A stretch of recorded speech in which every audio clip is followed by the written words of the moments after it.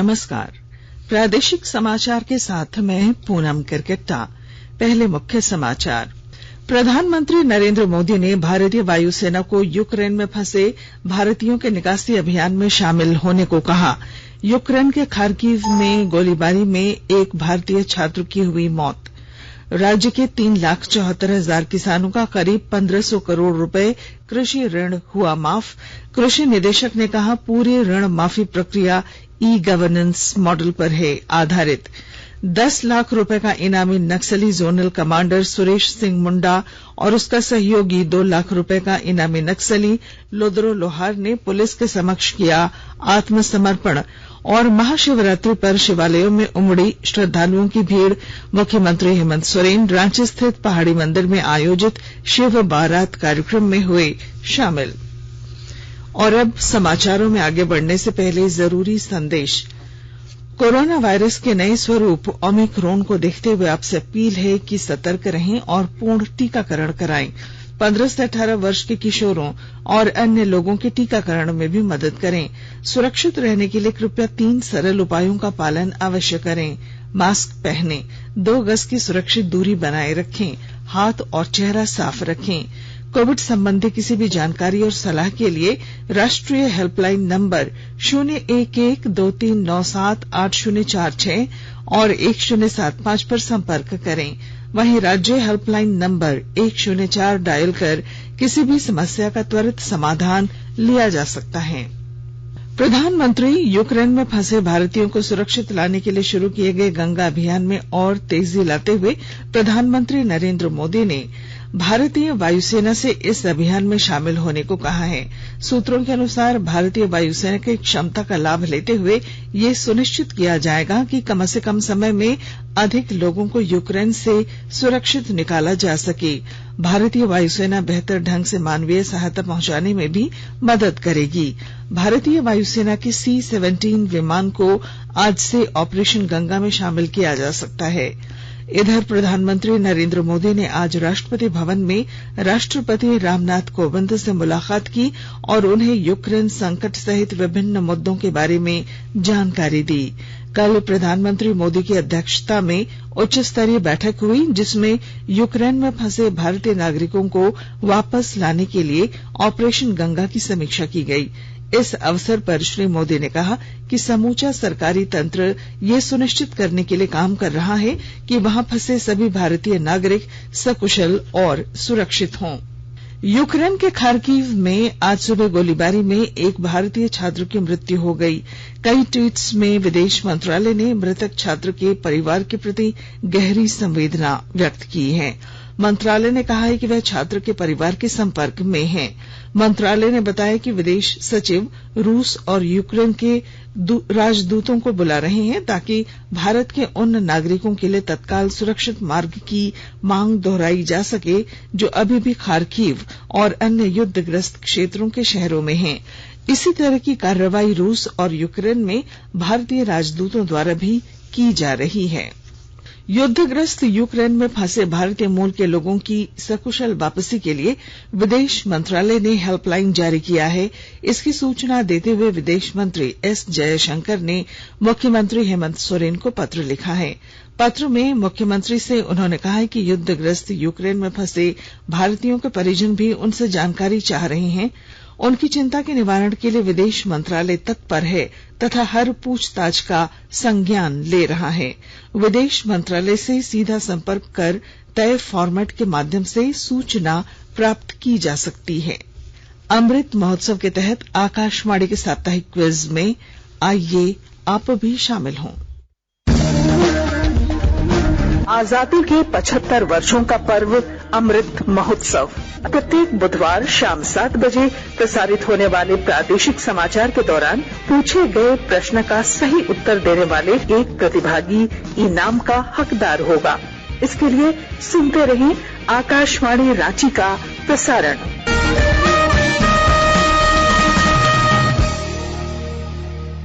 झारखंड सरकार ने किसानों का कृषि ऋण माफ करने का निर्णय लिया और कोरोना काल में तमाम विपरीत परिस्थितियों के बावजूद राज्य के 3,74,000 किसानों का करीब 1,500 करोड़ रुपए कृषि ऋण माफ हो चुका है। कृषि विभाग के निदेशक निशा ओराम ने बताया कि झारखंड में ऋण माफी ई गवर्नेंस मॉडल पर आधारित है।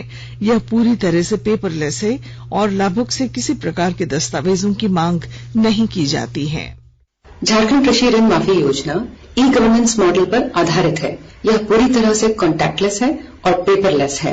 किसानों के सुविधा हेतु और योजना को पारदर्शिता के साथ चलाने के लिए इसे खास डिजाइन किया गया है। इसी वजह से यह पूरे देश में अनोखा है।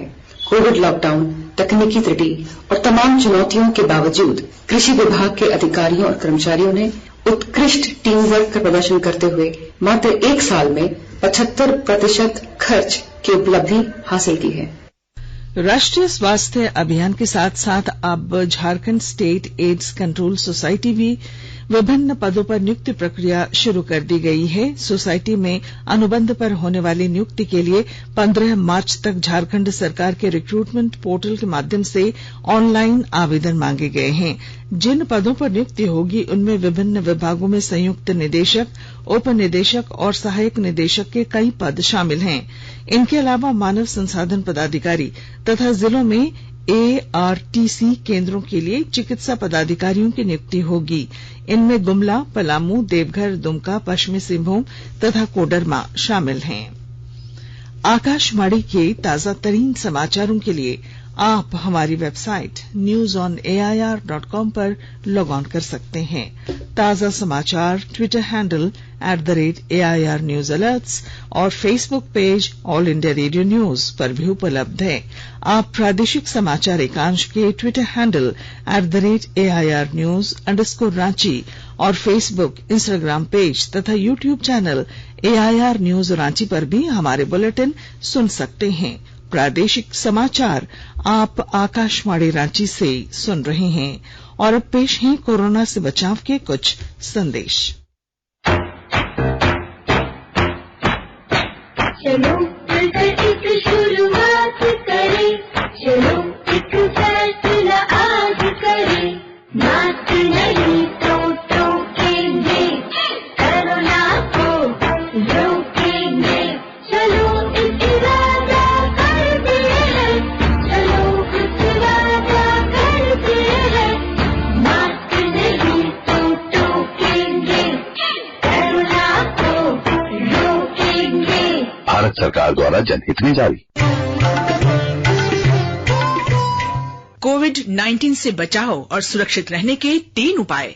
मास्क लगाएं, 2 गज दूरी है जरूरी, सुरक्षित दूरी रखें, हाथ और मुंह साफ रखें।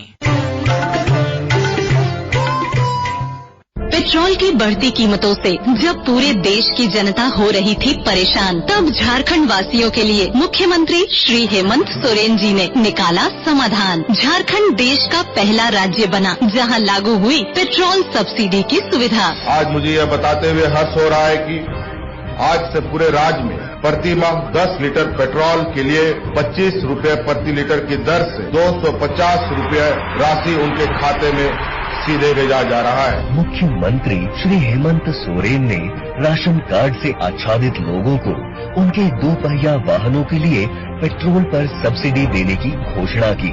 इसके लिए मुख्यमंत्री ने पेट्रोल सब्सिडी योजना के तहत सीएम सपोर्ट्स ऐप भी लॉन्च किया। योजना के तहत प्रति माह अधिकतम 10 लीटर पेट्रोल पर प्रति लीटर 25 रुपए की सब्सिडी यानी 250 रुपए प्रति माह बैंक खाते में डीबीटी के माध्यम से हस्तांतरित की जाएगी। 2 साल विकास के, हेमंत संग विश्वास के। सूचना एवं जनसंपर्क विभाग झारखंड सरकार द्वारा जनहित में प्रसारित। प्रादेशिक समाचार में आपका फिर स्वागत है।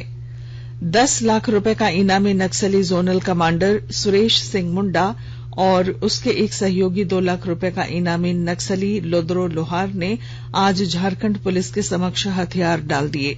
आईजी अभियान एवी होमकर ने बताया कि सरेंडर करने वाले नक्सली सुरेश सिंह मुंडा के खिलाफ 67 और लोदरो लोहार के खिलाफ विभिन्न थानों में 54 मामले दर्ज हैं। विगत दिनों में कई सारे शीर्ष नक्सली कमांडरों के द्वारा कैडर्स के द्वारा पुलिस सीआरपीएफ और अन्य बलों के समक्ष आत्मसमर्पण किया गया है। आज इसी कड़ी में पुनः ये एक महत्वपूर्ण उपलब्धि संयुक्त बलों को प्राप्त हुई है, जिसमें जोनल कमांडर सुरेश सिंह मुंडा जो कि 10 लाख का इनामी है और मिसेज बेसरा जो कि सेंट्रल कमेटी मेंबर है, माओवादियों के टॉप मोस्ट लीडरशिप में आता है। आत्मसमर्पण और पुनर्वास नीति की बहुत बड़ी सफलता हम मानते हैं। पलामू जिले के नौडीहा बाजार थाना क्षेत्र के तुरकुन गांव में कुख्यात तृतीय सम्मेलन प्रस्तुति कमेटी टीएसपीसी नक्सली रंजन के दस्ते के साथ सुरक्षा बलों की मुठभेड़ हुई है। इसमें टीएसपीसी के उग्रवादी रंजन के पैर में गोली लगी है। पुलिस ने रंजन का इलाज करने वाले दस्ते के समर्थक अमरेश सिंह सहित 2 लोगों को गिरफ्तार कर लिया है। प्रदेश कांग्रेस कमेटी द्वारा आगामी 5 से 13 मार्च के बीच 5 प्रमंडलों में कार्यकर्ता सम्मेलन संवाद होना निश्चित हुआ है। इस कार्यकर्ता सम्मेलन में पार्टी के प्रदेश प्रभारी अविनाश पांडे और सह प्रभारी उमंग सिंघार उपस्थित रहेंगे। सम्मेलन की तैयारी को लेकर आज प्रदेश कांग्रेस अध्यक्ष राजेश ठाकुर की अध्यक्षता में कार्यकारी अध्यक्ष और जोनल कोऑर्डिनेटरों की बैठक पार्टी विधायक दल के नेता ग्रामीण विकास मंत्री आलमगीर आलम के आवास पर संपन्न हुई। झारखंड मुक्ति मोर्चा के वरिष्ठ नेता और डुमरी विधानसभा क्षेत्र से 3 बार निर्वाचित शिव महतो का निधन हो गया है। पूर्व विधायक शिव महतो के कल निधन पर झारखंड मुक्ति मोर्चा अध्यक्ष शिबू सोरेन ने शोक व्यक्त किया। श्री सोरेन ने अपने शोक संदेश में कहा कि पार्टी के संस्थापक सदस्यों में एक रहे शिव महतो सामाजिक उत्थान के लिए सदैव तत्पर रहने वाले जननेता थे। उनका राजनैतिक जीवन राजनीति में आने वाले नवयुवकों के लिए प्रेरणा स्रोत है।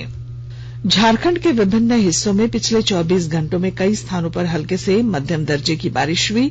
रांची स्थित भारतीय मौसम विज्ञान विभाग के वैज्ञानिक अभिषेक आनंद ने बताया कि अगले 3-4 दिनों से अधिकतम तापमान में 2 से 3 डिग्री बढ़ोतरी देखने को मिलेगी। झारखंड में पिछले 24 घंटों में 1-2 स्थानों पर बहुत हल्के दर्जे की बारिश रिकॉर्ड की गई है। सबसे अधिक बारिश रिकॉर्ड की गई है 0.3 मिलीमीटर रांची में और जो सबसे अधिक 32.4 डिग्री सेल्सियस चाईबासा में रिकॉर्ड किया गया है। आज 1 तारीख में जो साइक्लोनिक सर्कुलेशन जो उड़ीसा के उत्तरी भाग में बना हुआ है 0.9 किलोमीटर एवं मीन सी लेवल, उसका असर झारखंड में भी देखने को मिलेगा। दक्षिणी तथा मध्य भागों में थंडरस्टॉर्म लाइटनिंग के साथ गर्जन वज्रपात के साथ हल्के से मध्यम दर्जे की बारिश देखने को मिलेगी। और कल से जो बारिश की संभावना है कम ही जताई जा रही है और मौसम मुख्यतः साफ रहेगा और शुष्क रहेगा। राज्य में कोरोना जांच में लगे 244 विलेज लेवल एंटरप्रेन्योर को हटा दिया गया है। ये कर्मी कोरोना जांच सहित वैक्सीनेशन के काम में लगे थे। इसे लेकर रांची सदर अस्पताल के सिविल सर्जन के स्तर से आदेश जारी किया गया है। धनबाद जिले के घनोडीह ओपी की पुलिस ने पीडीएस चावल की कालाबाजारी के आरोप में 2 लोगों को गिरफ्तार कर जेल भेज दिया है। धनबाद जिले के तोपचांची थाना क्षेत्र में शिवरात्रि के मौके पर आज सुबह पूजा करने जा रहे बाइक सवार पिता पुत्र की सड़क दुर्घटना में मौत हो गई और रांची के कोतवाली थाना क्षेत्र में आज सुबह एक युवक का शव बरामद किया गया। पुलिस मामले की छानबीन कर रही है। भगवान शिव की आराधना का पर्व महाशिवरात्रि आज पूरे राज्य में धूमधाम से मनाया जा रहा है। इधर देवघर स्थित बाबा बैद्यनाथ धाम में अहले सुबह से श्रद्धालुओं की कतार लगी रही। राजधानी रांची स्थित पहाड़ी मंदिर में भोलेनाथ पर जलाभिषेक के लिए भीड़ लगी रही। मुख्यमंत्री हेमंत सोरेन भी पहाड़ी मंदिर परिसर में आयोजित शिव बारात कार्यक्रम में शामिल हुए। श्री सोरेन ने बाबा भोलेनाथ की पूजा अर्चना की। इधर खूंटी के महादेव मंडा में बूढ़ा महादेव की पूजा अर्चना के लिए लोगों की भारी भीड़ लगी रही। और झारखंड राज्य स्तरीय खेल प्रतिभा चयन प्रतियोगिता में 20 से अधिक जिलों के खिलाड़ी हिस्सा ले रहे हैं।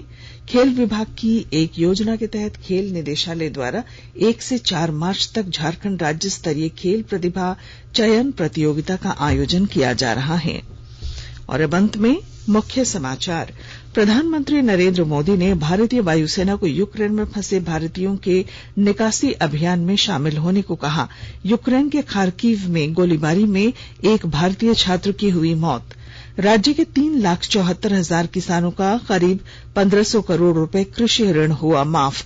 कृषि निदेशक ने कहा पूरी ऋण माफी प्रक्रिया ई गवर्नेंस मॉडल पर है आधारित। 10 लाख रुपए का इनामी नक्सली जोनल कमांडर सुरेश सिंह मुंडा और उसके एक सहयोगी इनामी नक्सली लोदरो लोहार ने पुलिस के समक्ष किया आत्मसमर्पण। और महाशिवरात्रि पर शिवालयों में उमड़ी श्रद्धालुओं की भीड़। मुख्यमंत्री हेमंत सोरेन पहाड़ी मंदिर में आयोजित शिव बारात में हुए शामिल। और इसके साथ ही आकाशवाणी रांची से प्रादेशिक समाचार का ये बुलेटिन समाप्त हुआ। नमस्कार।